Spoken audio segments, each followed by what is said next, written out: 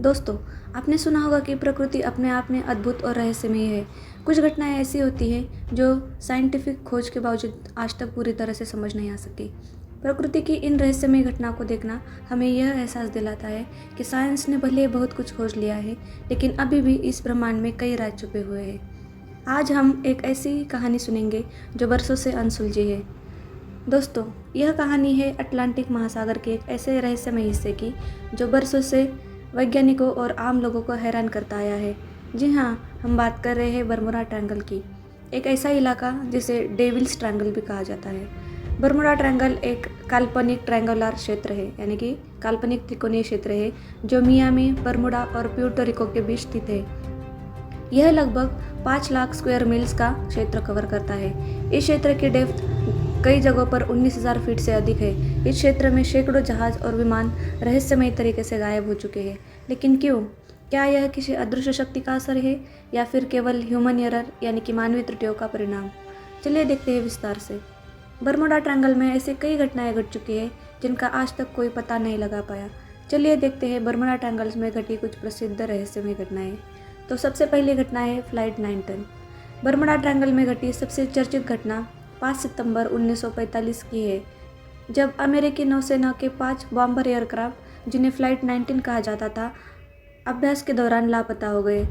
Flight 19 ने Florida के fort Lauderdale airfield से उड़ान भरी थी। मिशन एक प्रशिक्षण अभ्यास था जिसमें पायलटों को तय किए मार्ग से उड़ान भरकर बम गिराने थे और फिर सुरक्षित वापस लौटना था। टीम में 14 पायलट्स और कुछ क्रू मेंबर्स भी थे।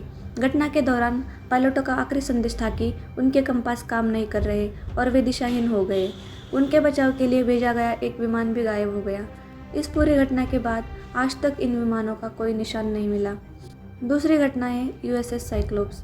बर्मुडा ट्रायंगल की सबसे रहस्यमयी घटनाओं में से एक यूएसएस साइक्लोप्स एक अमेरिकी नौसेना का विशाल कोल कैरियर यानी कि कोयला ढोने वाला जहाज था, जिसमें 300 से अधिक लोग थे। यह घटना 1918 की है।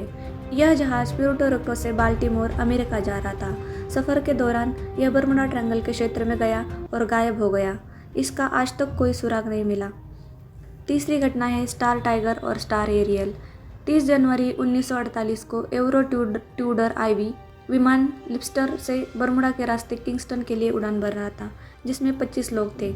उड़ान के दौरान विमान ने अपनी ऊंचाई कम कर दी, जो पायलटों के लिए सामान्य था। इसका कारण तकनीकी समस्या या खराब मौसम हो सकता है। विमान का आखिरी रिकॉर्ड रेडियो संपर्क बर्मुडा के पास हुआ था, जिसमें विमान ने अपनी स्थिति की पुष्टि की थी। इसके तुरंत बाद विमान गायब हो गया। सर्च ऑपरेशन के बावजूद विमान का कोई निशान नहीं मिला। बर्मुडा ट्रायंगल के रहस्य को समझने के लिए कई सिद्धांत सामने आए। कुछ वैज्ञानिक मानते हैं कि यहाँ मैग्नेटिक इरेगुलेशन यानी कि चुंबकीय अनियमितता है, जो नेविगेशन उपकरणों को प्रभावित करती है। वहीं कुछ का मानना है कि यह क्षेत्र गल्फ स्ट्रीम के कारण खतरनाक है, जो किसी जहाज के मलबों को दूर ले जा सकता है। कुछ और थ्योरीज कहती है कि यहाँ समुद्र के तल से मीथेन गैस का विस्फोट होता है, जो जहाज़ों को डुबा सकता है।